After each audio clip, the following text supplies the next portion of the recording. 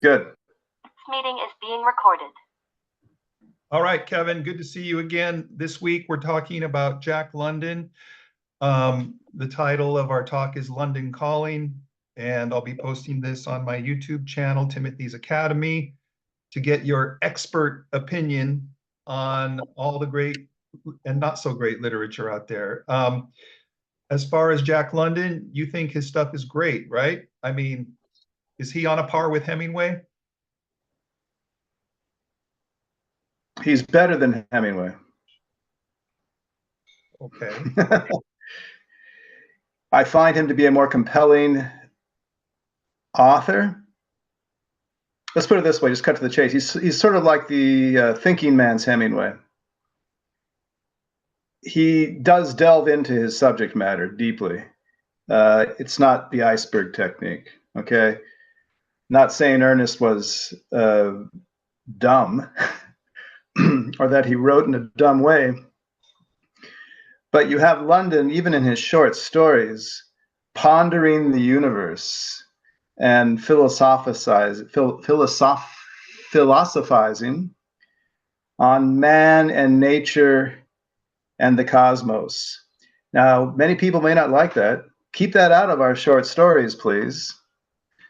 But I like it because he does it with pith and he zeroes in on the essentials. That is, for me, Jack London. He just cuts to the quick. And that's why I would say that he is primarily a short story man, Mr. Gorvidal, because he cuts to the chase. Meeting is being recorded. Okay, so in his novels, his novels are always a bit labored, I find. And you can tell me what you think about that. You just got done reading a couple, I think. I did. Anyway, that's my basic take on London and why I like him better than Hemingway. And I like everything about him pretty much better than Hemingway. I like his persona. I like the fact that he's a son of California. He's a Pacific Rim guy in all his adventures and in all his stories. He's in the Klondike, Alaska. He's in the Bering Sea. He's in Japan. He's in Korea. He's in Tahiti. He's in Ecuador at the bullfights in Quito. He's in Mexico for the Mexican Revolution, not to mention California itself. And he also surfed. I left that one to you. Yes, Hawaii and surfing. He spent a lot of time on Hawaii. He was one of the first white men to surf and or at least write eloquently about it, having done it himself. Yes, another reason. Did you when you said his novels were a bit labored, were you talking about Hemingway or London or both? Well, that's interesting because I did accuse Hemingway of sort of falling down on the job with several of his more famous novels. You're correct. But I do think Hemingway wrote 3 or 4 bona fide great novels. London, it's questionable. We can just start with The Seawolf. Okay. Maybe his most famous novel. Right. And I'll let you just take it from here and let you critique my critique, because I think he does fall down on the job in The Seawolf. What do you think? Oh, well, I just finished The Seawolf a week ago, and I finished Martin Eden a couple days ago, so I got 2 of the big ones. The Seawolf starts off, the first half is amazing.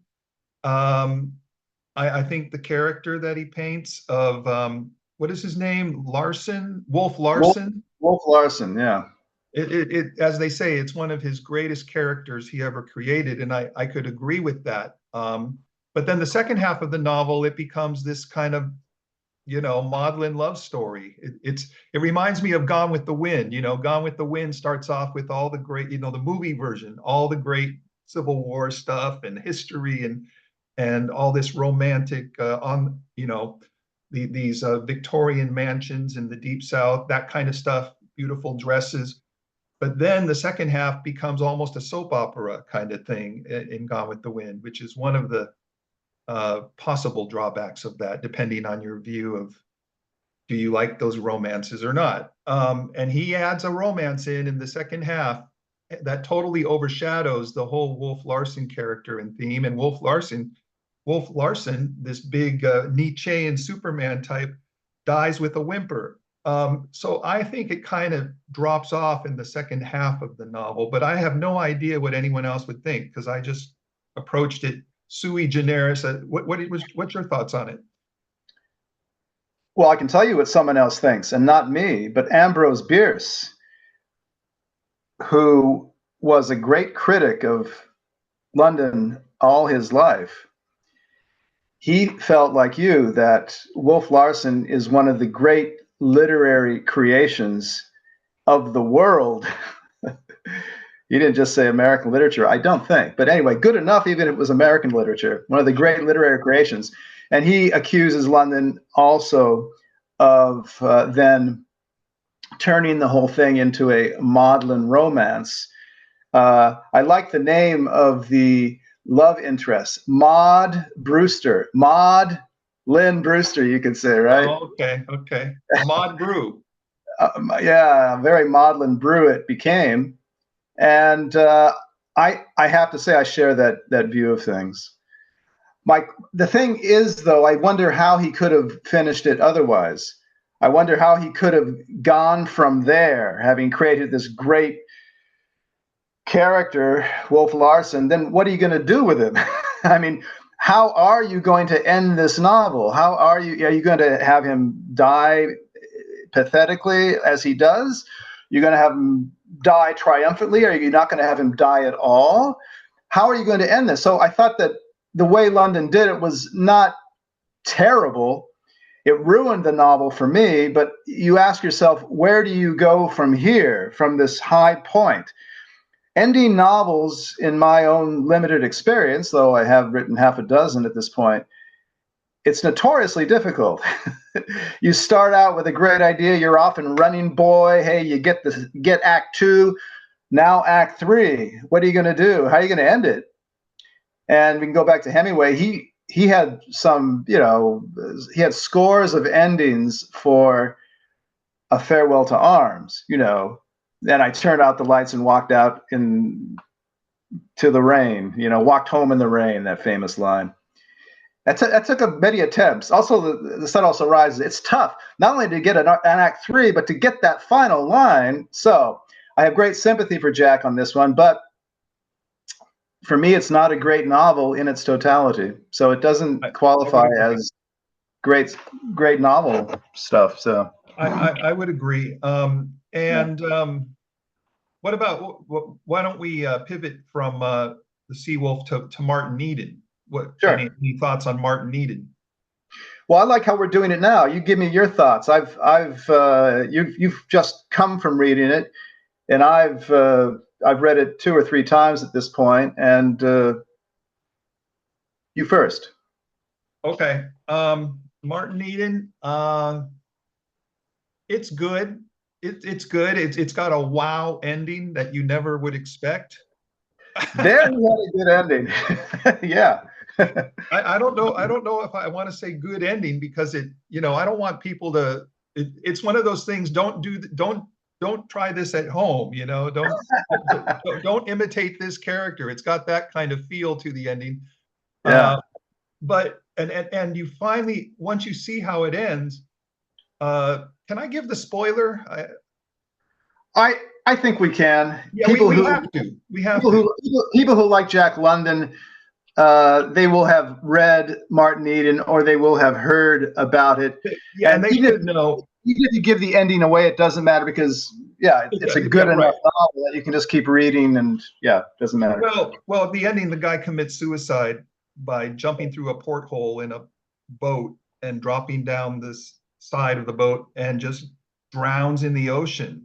And it suddenly ends when the moment he loses consciousness and dies, which is a very surprise ending. I mean, and the thing I'm concerned about with that ending is it too nihilistic? You know, I'm, as you know, I'm a guy who wants kind of a moral rectitude in his literature as much as possible, and very Judeo-Christian in my views of how literature should be. You know that of me, having edited your books. So I'm not sure it gives the best message to the public to just kill yourself when you're feeling the existential despair. So I do object to it on those grounds. I can say that it's a surprise ending, and it catches you off guard. I don't know if it completely fits the character for him to suddenly do that. And you told me that one of the criteria for great literature is it has to be believable. You know, part of the Wolf Larson story isn't believable to me. For instance, how the narrator meets a woman who happens to be overboard from a boat, and she turns out to be this literary woman who he had critiqued her novels. I mean, that's almost unbelievable in the Seawolf story. And it's also almost unbelievable that they end up at an island, and later on, Wolf Larson ends up on the same island through his boat having been deserted. You know, there's some unbelievable elements to the Seawolf which diminish the novel for me. And there's that unbelievable element that this guy would actually just decide on almost on a whim to kill himself after all this buildup in the novel. He finally got his fame. He finally became this wonderful literary guy. He finally could get whatever girl he wanted, including the one he had hoped for, until she turned him down halfway through the novel. He's finally getting everything he wants in life, and he decides, kind of on a whim, just to abandon ship, literally, and let himself be killed in the ocean. So to me, the big problem is I have a more moral view of literature, and it seems a bit nihilistic in this book. And it also seems a bit unbelievable to me at the end, how it ends. So let me know your thoughts on it. Another unbelievable aspect of the Seawolf is how Hump, the fellow who is taken on board by Wolf Larson, and Hump, short for Humphrey, I think, whatever his name was. Right, the narrator. He's not the narrator, but he's. Yeah, Wolf Larson calls him Hump and makes him a cabin boy originally. Yeah. And that this guy who'd never done a day of manual labor in his life and was just this effete poet, he all of a sudden becomes this commanding man of the sea and pulls off all these heroic feats. I mean, within the space of a couple months. Yeah. But you let that go because it's like, well, maybe, you know. That could have happened. Under duress, out of necessity, yeah. Could have happened. The guy has actually some real moxie buried down deep in his soul, and it's now coming out in this situation where it must, if he's to survive. Okay, good. Yes, Martin Eden. No, that didn't bother me. Obviously, the ending. I liked it. And I liked how he writes the ending. I mean, it's very. I got the book so I could just read the ending. Just the sentences he chooses to finish the ending. And what he does is he holds his breath when he plunges into the water. And he's determined to swim down as deeply as possible so that there'll be no going back, even if he gets scared and wants to go back. Correct. And this is just classic London. So I'm not only reading it because I like the ending, but this is classic London, how he just gets to it, right? Life and death. And you can see in his sentences how he's a real forerunner of Hemingway with the short, punchy prose that hits you in the solar plexus. So if I may, just a couple paragraphs to end this. Yes. Down, down he swam till his arms and leg grew tired. I guess legs, maybe it's a misprint. Legs grew tired and hardly moved. He knew that he was deep. The pressure on his eardrums was a pain, and there was a buzzing in his head. His endurance was faltering, but he compelled his arms and legs to drive him deeper until his will snapped, and the air drove from his lungs in a great explosive rush. The bubbles rubbed and bounded like tiny balloons against his cheeks and eyes as they took their upward flight. Then came pain and strangulation. This hurt was not death, was the thought that oscillated through his reeling consciousness. Death did not hurt. It was life, the pangs of life, this awful, suffocating feeling. It was the last blow life could deal him. His willful hands and feet began to beat and churn about spasmodically and feebly. But he had fooled them, and the will to live that made them beat and churn. He was too deep down. They could never bring him to the surface. He seemed floating languidly in a sea of dreamy vision. Colors and radiances surrounded him and bathed him and pervaded him. What was that? It seemed a lighthouse, but it was inside his brain, a flashing, bright, white light. It flashed swifter and swifter. There was a long rumble of sound, and it seemed to him that he was falling down a vast and interminable stairway, and somewhere at the bottom he fell into darkness. That much he knew. He had fallen into darkness, and at the instant he knew, he ceased to know. I think that's great stuff. Well, and it's very well written existentialism, that's for sure. So, the novel itself, I think it's a great novel, small g. I think that's the one novel he wrote, or maybe two. We'll get into that. Maybe three, but small g, great novel. There are lapses. There are longueurs where you just like, okay, come on, can we get on with this? And that was my criterion for condemning some of Hemingway's stuff, like For Whom the Bell Tolls. It just went on and on and on. We don't need this, Ernest. What you need is a good editor. Where was Max Perkins when you needed him? Huh? You were still at Scribner's when you wrote this. 1940 it was published. You guys are both going great guns, working well together. Where was Max? I think London needed an editor on this one too. That is the basic critique you have of him by the literary critics, right? Particularly the snooty ones. Oh, well, he wrote 50 books. He was just a hack writer, and he was just churning it out, trying to make money, and he could have used a good editor. Well, they're right.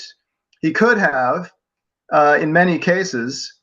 And this is one of them I think Martin needed. But there's enough great stuff. It's like Melville's Moby Dick. There's enough great stuff in those, embedded in those longueurs and somewhat tepid or even tedious passages that you forgive him, right? As I do not forgive Hemingway for Whom the Bell Tolls, and that eternal sleeping bag.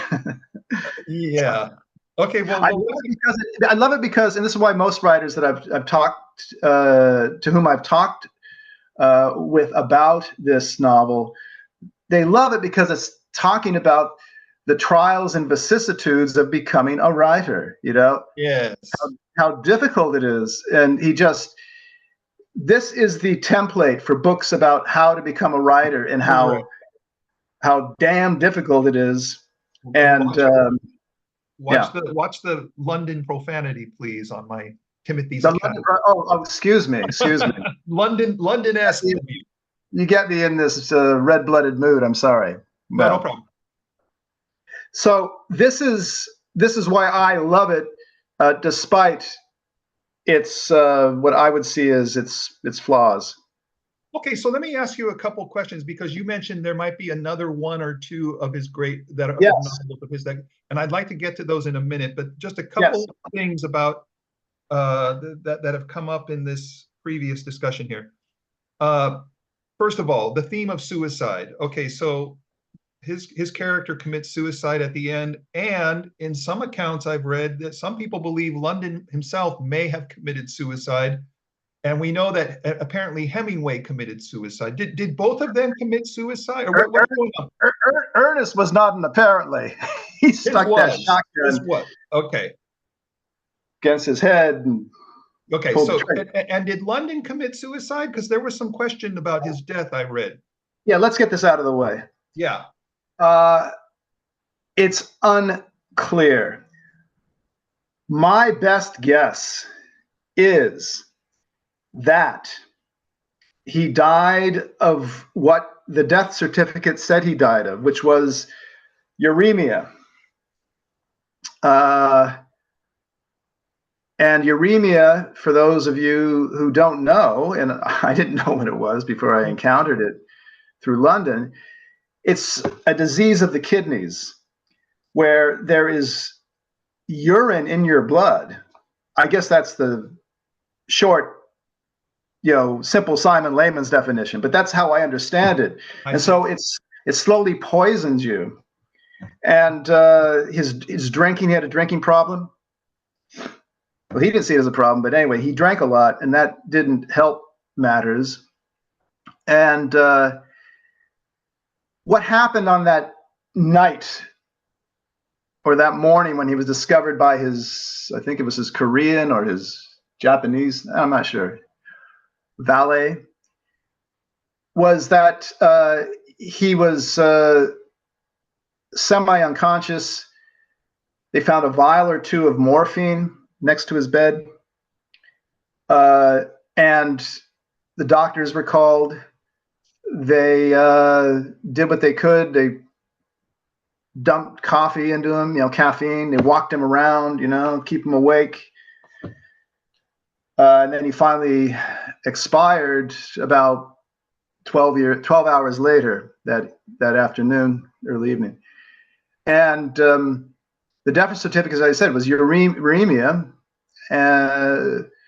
following acute renal colic was the official death certificate. I'd go with that. I think that if he died of the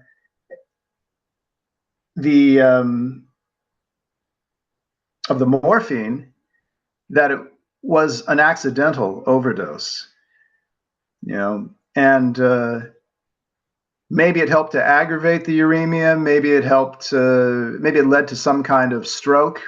Why he was sort of, unconscious, half conscious, out on his feet. It's unclear what exactly happened, but to say it was an out-and-out suicide, that's dumb. And I don't think it was. If you want my personal opinion, he had a lot to live for. Okay. In other words, the ending of Martin Eden wasn't a foreshadowing of his own actions in the future. It wasn't. Well, he had contemplated suicide on a number of occasions. Okay.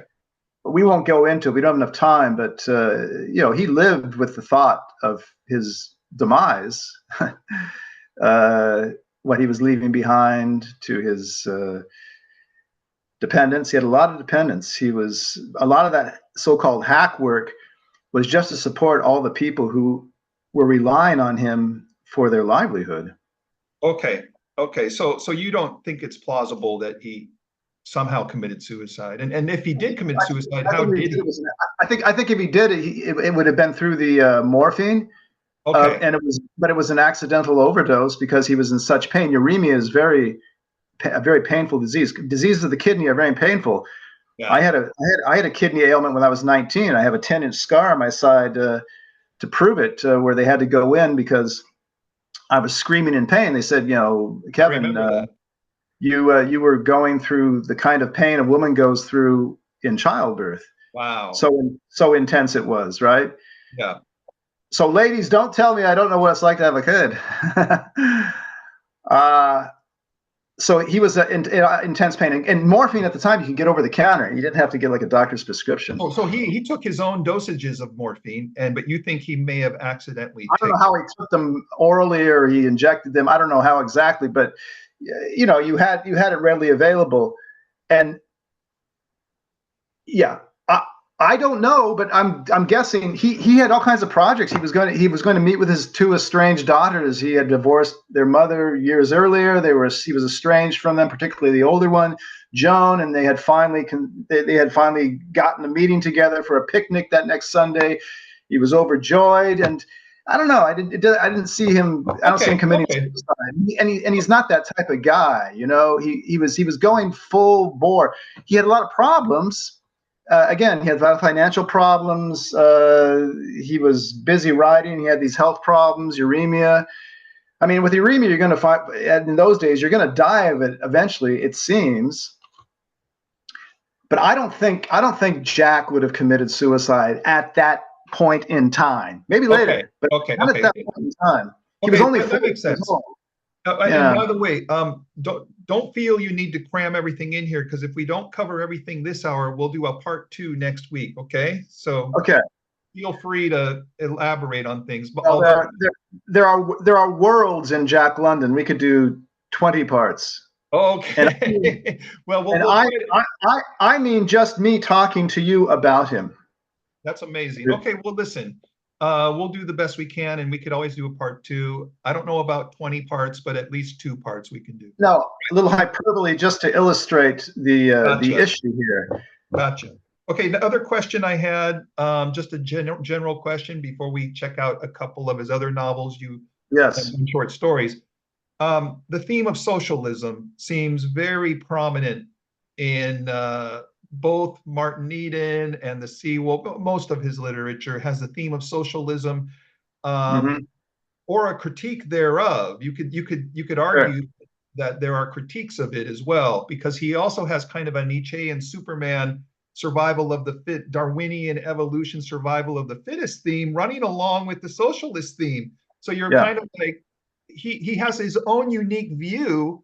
Where being a socialist doesn't exclude being the great man in society, and vice versa. So that's kind of intriguing. And I know Hemingway had a lot of liberal, socialistic, almost communistic sympathies in his writings or in his actual associations, like with Fidel Castro. So does this socialistic or Darwinian survival of the fittest theme, is that too obtrusive in Martin Eden and other of his works, or do you think it fits there? And how does it compare with Hemingway's socialism? Well, I don't know if Hemingway was a socialist. I wouldn't go that far. Well, he joined the Republic in Spain in 19. Yeah, I mean, and he was with Castro and so on. Well, but his alternatives were rather limited. It was either the Republic or the fascists. Or the fascists, okay. It doesn't mean you're automatically a socialist or a commie. Okay. Let's leave Hemingway aside, but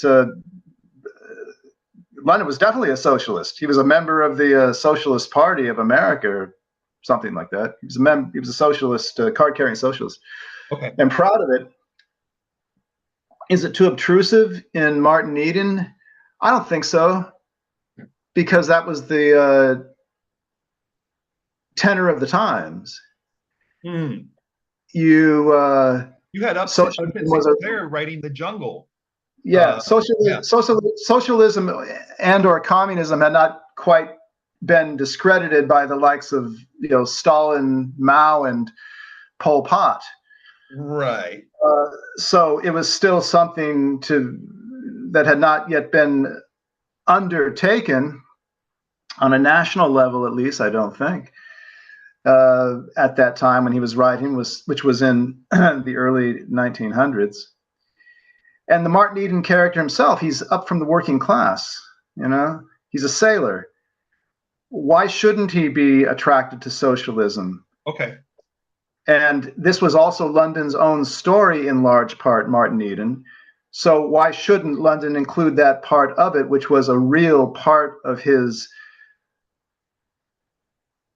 CV? I mean, he was a work animal in the factories and everywhere else you could possibly imagine before he'd even picked up a pen to start writing. And he had, he had become a dyed-in-the-wool socialist by the time he was, about 18. Okay. So, that's also why I like Martin Eden, just very briefly, because it's basically London's story, and I like to believe that the writer has experienced what he's now giving us to read. I always like that. That always gives it a certain aura for me that is lacking in other writers who just kind of like do reportorial work and give you their findings. Yeah, and the interesting thing about Martin Eden is is he has the omniscient narrative point of view. You know, you got you're seeing all the thoughts of Martin Eden, then you're seeing all the thoughts of the girl he's courting. And by the time he commits suicide at the end, you realize why you have to have a third person omniscient narrator, because if he couldn't do the first person narrator if he's going to commit suicide. I finally figured out why he took that omniscient third person narrative view of the novel by seeing the end of the novel. Okay. So as Hemingway does in For Whom the Bell Tolls with Robert Jordan. Oh, that's right. That's right. Jordan dies. You can almost take that as a rule of thumb. If the writer, if the famous American novelist is going taking a third-person omniscient narrative point to get, it's like, oh my goodness, the protagonist is going to die at the end. What a spoiler! You got it. You got it. Okay, now Kevin, you mentioned that there might be. You say that Martin Eden and The Sea Wolf are considered by many, arguably, two of his finest novels, although we can agree or disagree with that. You mentioned there might be one or two or other novels that you think might be considered great. Can you mention one or both of them to us here? Well, let's get the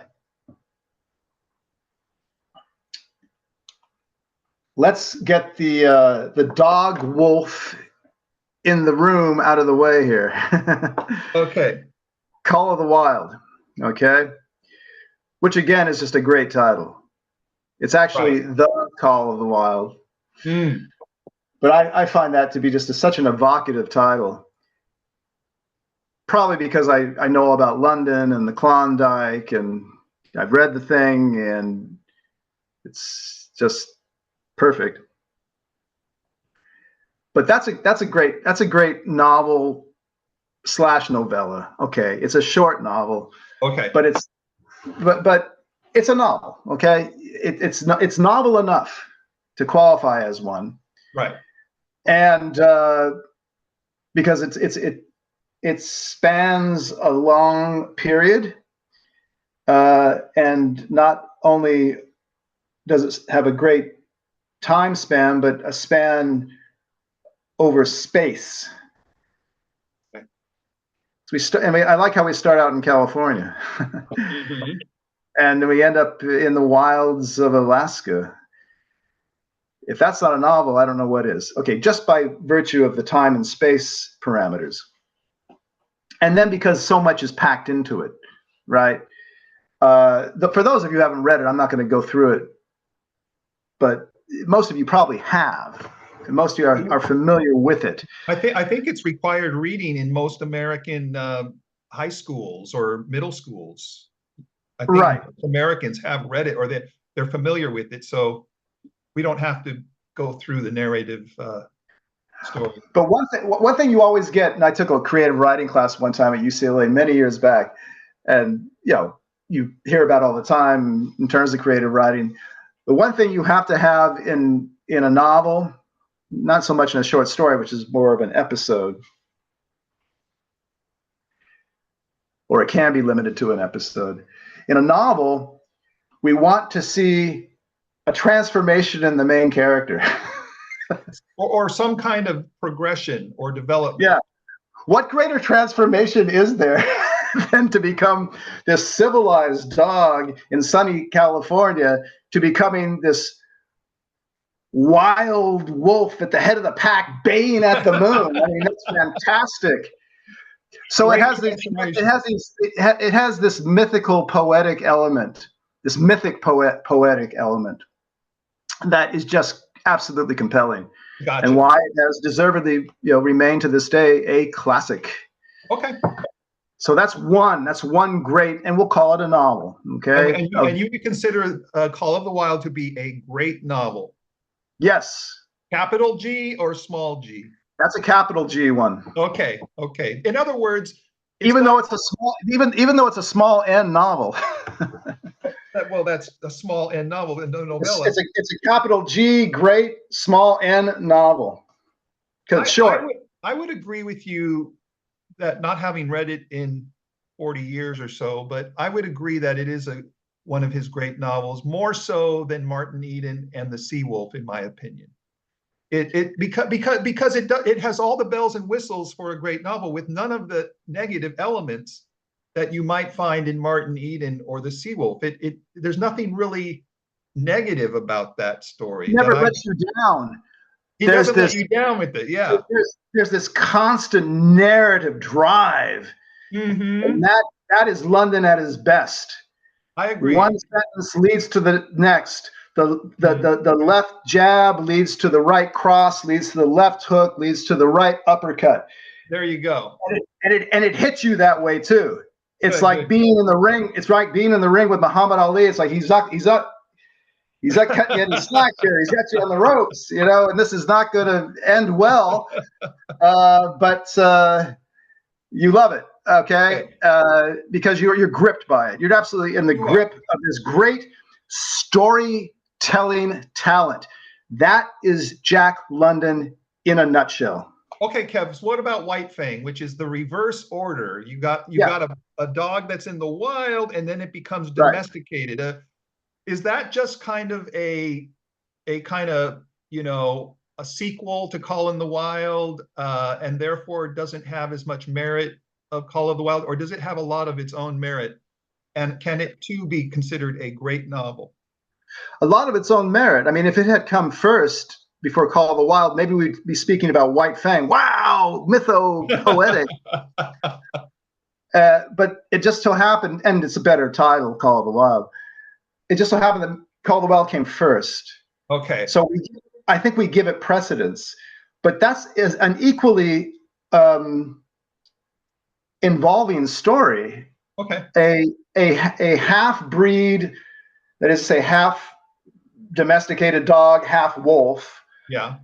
That becomes completely domesticated. And again, I think it ends up in sunny California again and rolling around on the grass of the residence with the children or something, of the family.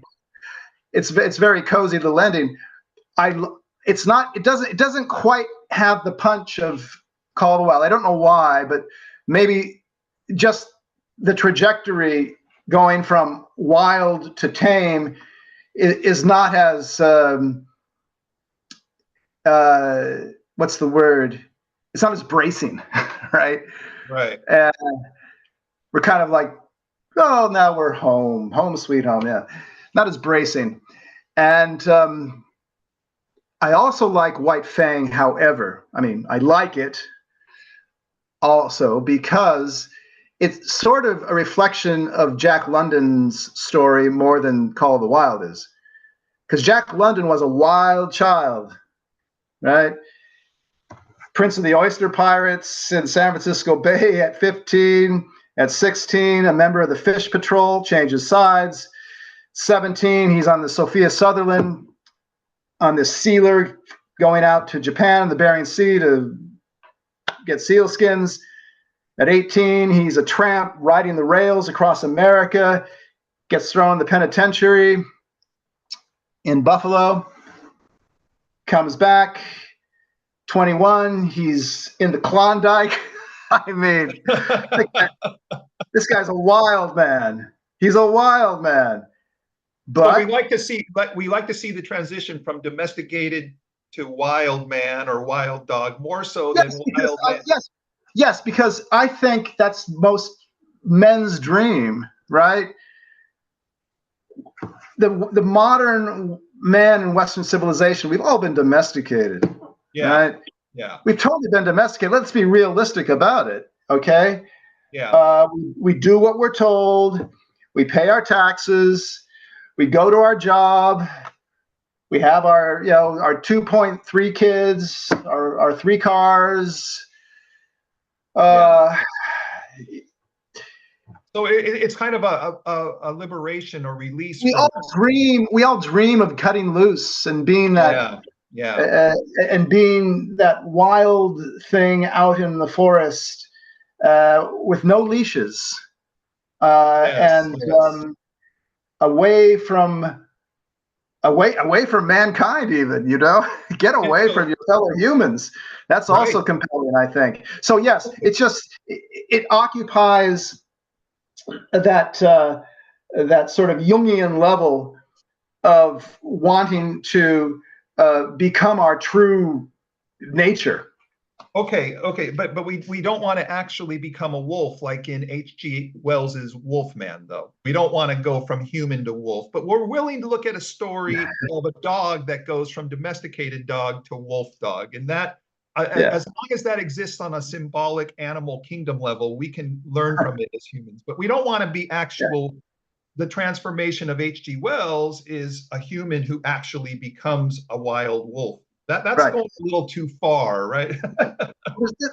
There's nothing to be really learned from Call of the Wild. It just speaks to a certain yearning, I think, that we all have in Western civilization to just cut loose and be free. Okay. Okay. Now, Kev, by the way, in speaking of these novels, we've spoken of 4 novels so far.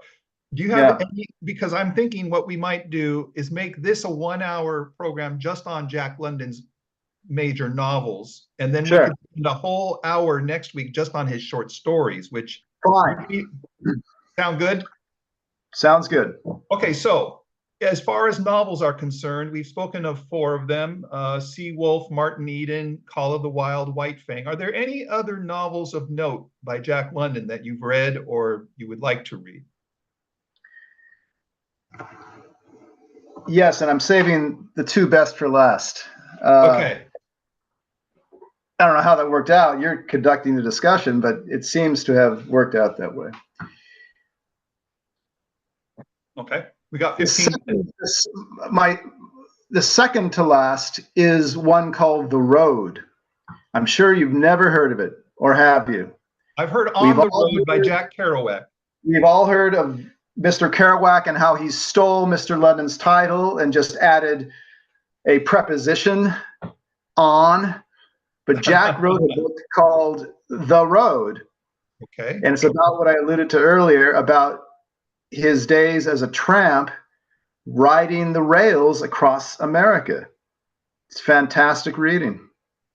It's and how he gets thrown into jail at Niagara Falls for 30 days for vagrancy, and his experiences in jail as an 18-year-old kid.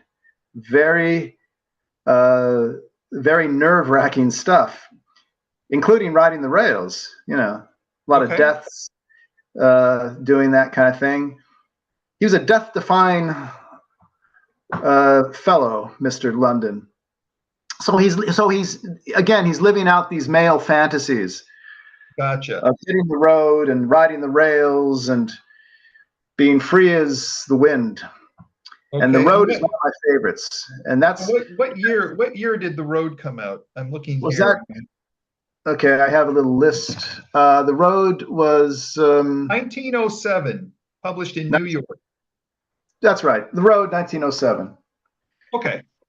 And that's one to be recommended. I won't go into it much more unless you have questions about it. Is that a first-person narrative point of view? Yeah. I did this, I did that. And I call it a novel because he doesn't quite come out and say this is exactly how things happened. I think all memoirists kind of fudge things anyway. And with his imagination, you don't know where reality began and his imagination, stopped. Where reality stopped and his imagination began. You're not quite sure. I'm calling it a novel. It reads like a novel. It has the narrative drive again of his best writing, of what a novel should have to make the reader turn the page. And it's just a world that you or I will never experience. Okay, well, by virtue of the fact that it's 100 years old and they don't really allow that kind of thing anymore, I don't think. Boxcars, riding the rails, maybe they do. I'm sure they do, actually. But a world that you and I will never experience. You have the book handy right there, and you can maybe read the opening paragraph or 2 to us and see how it opens? Sure. As long as we got some time, just focusing on these last 2 novels. Sure. Do I have it? If you don't, that's okay.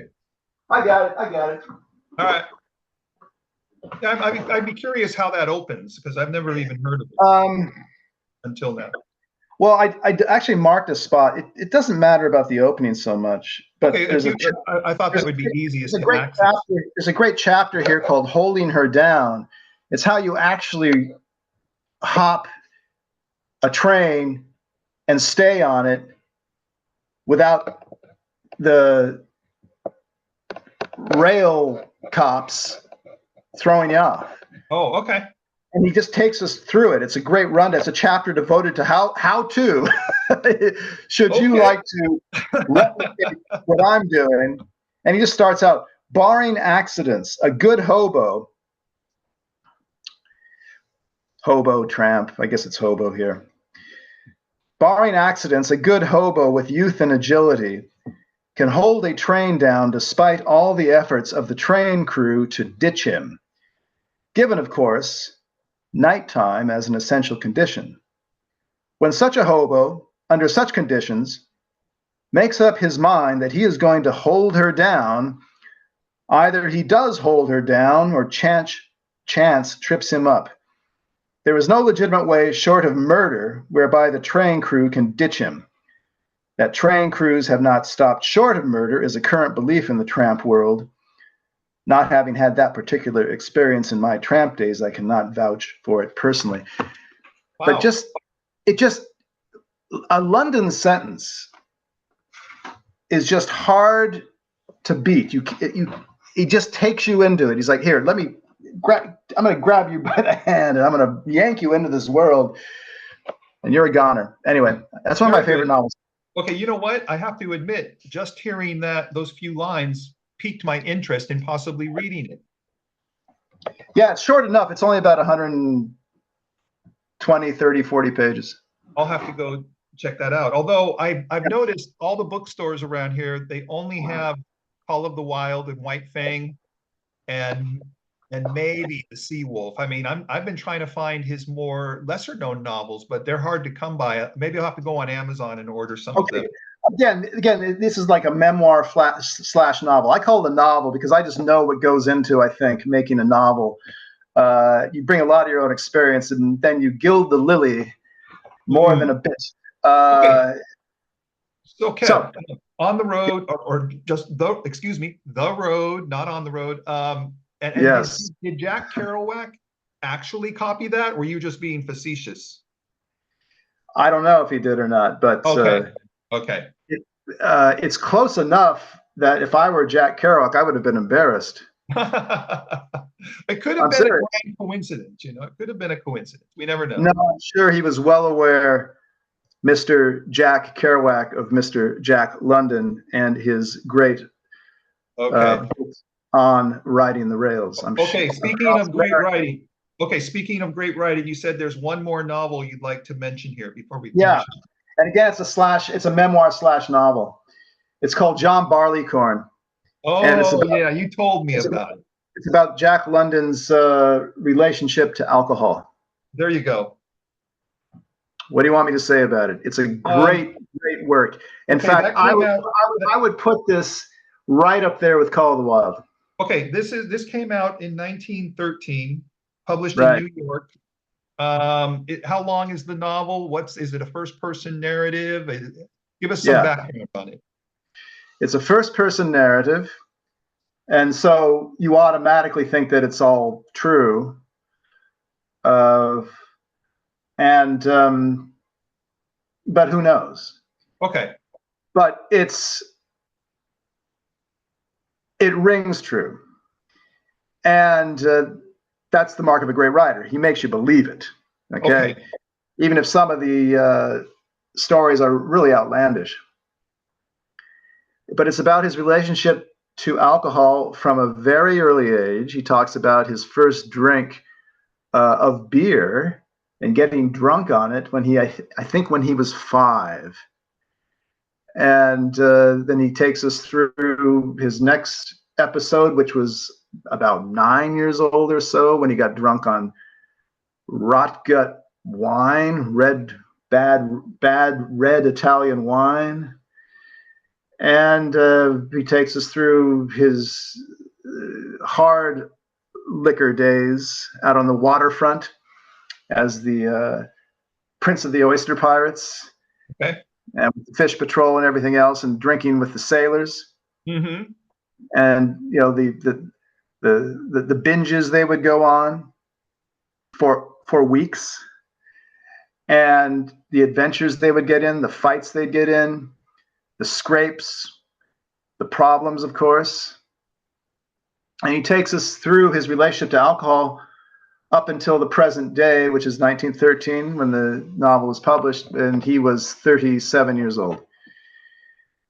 And he isn't just relating all sorts of alcoholic hijinks, highs and lows, low jinks, but he's also giving us a very astute analysis of what draws men to alcohol, and how it can also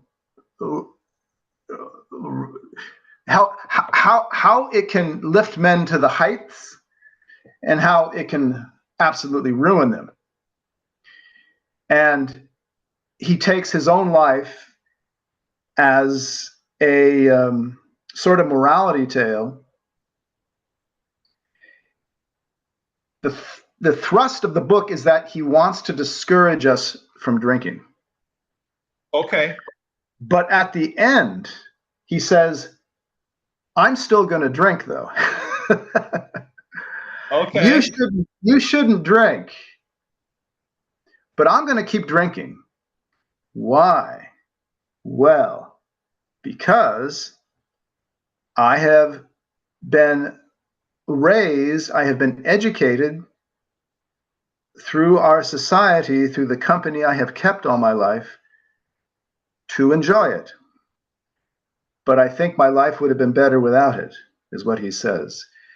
And he says another reason is not only for how he liked getting jingled, that was the term back then, getting jingled, but he liked the male camaraderie that went around with hoisting a few in the neighborhood pub. He liked that. In fact, he puts a great deal of emphasis on that he was first drawn to hard liquor because it was an invitation to the world of men, right? Correct. And he wanted to be a part of that world. And your ticket, one of your tickets into that world, was being able to drink and hold your liquor. And he said that in 1913, that hadn't changed. That's still the world he liked. It's still the world he inhabited. That's still the world he wanted to be a part of. And so he was going to continue drinking. Thank you very much. But the rest of you, I would discourage it. So it's again this London dualism.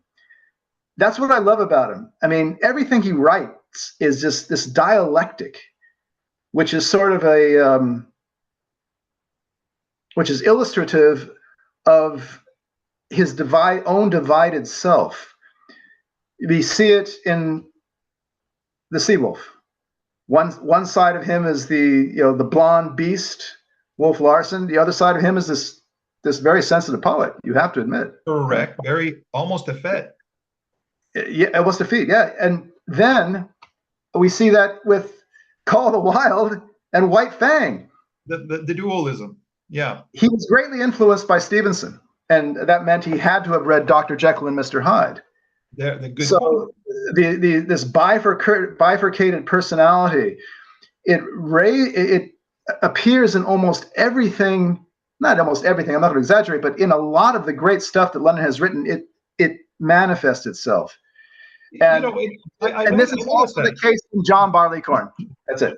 Kev, I noticed that he's always playing devil's advocate with himself, which gives it an intellectual integrity, because I always tell people in my liberal arts courses, I say, look, people of the intellect, if you have a theory or an idea, you have to look at the opposite critique of it and look at both sides of an issue. If you want to read about history, if you want to read about the Crusades, read a liberal person's view, a conservative person's view, and then an independent person's view. Let's get a broad spectrum on our understanding of history, and said that he's doing that with his own self. He stakes out a certain position, and then he'll show what the opposite side of that position is. And you're right. Now, he does that seemingly quite a bit in his novels.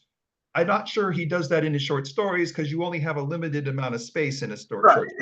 So Exactly. that's not to say he's doing it in everything, but in his major novels, he seems to be at least doing that. And let me ask you this question. Would you say that he sets up John Barleycorn as a kind of cautionary tale? Is he actually trying to caution people, or that's just a very minor element, the cautionary element? Well, I use the term morality tale. I think that's a better term, because Okay. he's showing the pros and cons of it.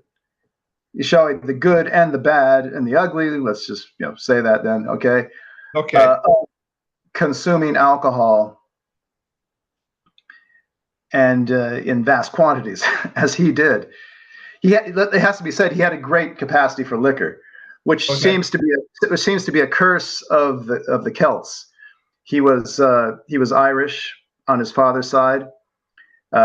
London was not his father. John London married his mother, Flora Wellman, after his birth. Gotcha. His real father was a fellow named Cheney, an itinerant astrologist who left after he had impregnated Flora Wellman, and then she was left with the child. And she married then Mr. London, from whom then Jack took his own name. Okay. His father was Irish and his mother was Welsh. Oh boy. Welsh. Think Richard Burton with his Welsh background. Burton, yeah. just giving you a flavor of the kind of genes that this guy had in store. And Dylan Thomas also. Dylan Thomas, a great. Not to mention Mr. He beats Burton, actually, Thomas. Yeah. In fact, London said it himself on numerous occasions, or in various places in his writings, and particularly in John Barley. He said, the average man needs one drink to what I need with 3 or 4. Oh goodness. So he had this, I would call it a Celtic capacity. A Celtic capacity. Well, being one myself, I think I recognize that it's a curse or it's a blessing. It's mainly a curse, though, that you have to drink a lot in order to get jingled, in Mr. London's phrase. Well, and for those who might not know this already, so many of the great male American writers of the 20th century were prodigious drinkers, and we could get into that at some other point. Maybe we'll do a whole session on the alcoholic authors of America. That should be a good hour session. Again, I think that's a 2 or 3 parter. 2 or 3 parter, yeah. Okay, Kevin. So for today, we finished some of the key novels of Jack London. Let's do next week some of the great short stories. That's going to easily fill up the whole hour at least. All right? Yes, I haven't read all his stuff. He wrote 50 books, and least of all have I read all of his short stories. He wrote like 200, but I've read those worth reading. Not that I haven't read those worth reading. Not that I. How do I want to put this? Not that there are those worth reading. No, I'm getting all confused. There are many great short stories, I'm sure, of his that I have not yet read. Okay. Got it out. Okay. But I have read enough that I think I can speak with some authority for an hour on the short story. And I've read enough where I can fill in the gaps of whatever you say. So we'll have plenty of ammunition for that. Yes. Okay, good. Enough of that. I have one last thing to say about London. There is, and things I haven't read. There is one novel of his that is, or there are actually 2, that people say belong in his great oeuvre, and that is one is The Iron Heel. It's a political drama. It's about a revolution, and Okay. that's supposed to be great. And from his socialist perspective. And then the other one is called The Star Rover, and he had been reading a lot of Carl Jung at that point, and it was about a guy. It was about a guy in solitary confinement in prison. I think he's maybe even a straitjacket, and how his mind goes off on all these little ventures into the past, I think. Sounds And great. he imagines his way into the past. And okay, so those two are honorable mentions. Yeah, I haven't read them, so I can't speak to them. But it's not as if we don't like those. We haven't read them. We don't know if we like them or not. Okay. But yeah. And there's also one other thing I want to mention. It's not a novel, but it's a long work. It's called People of the Abyss, and it was written in 1903 when London was in London, and he was going to go to the Boer War. So he was actually there in 1902, and the Boer War stopped. So before he could take transit to South Africa, the Boer War stopped. So he figured, what am I going to do? Well, he went undercover as a sailor, right, which he was, into East London, into the East End of London, and he did research on the poor and the homeless there. 7 weeks, I think he was there, and he wrote up his experiences. It's called The People of the Abyss, and that is great stuff. Again, that's really documentary, so we can't categorize it as a novel.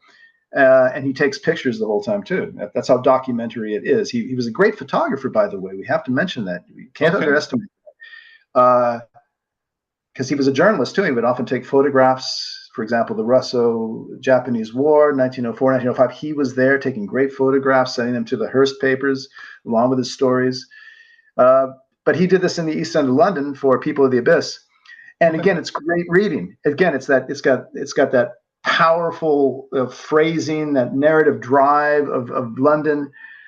It's colorful descriptions, everything. It's like a sock to the jaw. Great stuff, but it's not a novel. But it's one of my favorite works of his. I wanted to mention that in terms of his longer works.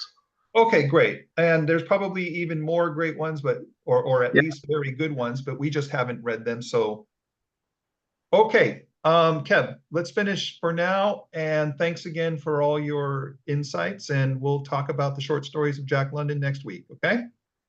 Very good. All right. See you later. Bye-bye. Yeah. Bye.